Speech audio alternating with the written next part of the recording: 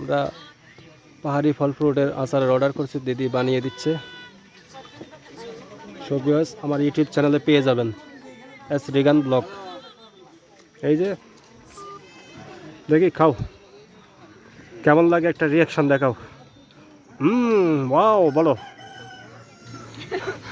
হুম, কি এমনি আসলে স্বাদ নাকি আমার কথার পরিপ্রেক্ষিতে? আচ্ছা দেখি। ওয়াও, যেটা বলতে হয় আর কি দর্শক, ভালো লাগুক বা না লাগুক, ওয়াও বলতে হবে। না, ভালো হয়েছে। আসলে ভালো হয়েছে, আসলে ভালো হয়েছে। অমৃত মধু।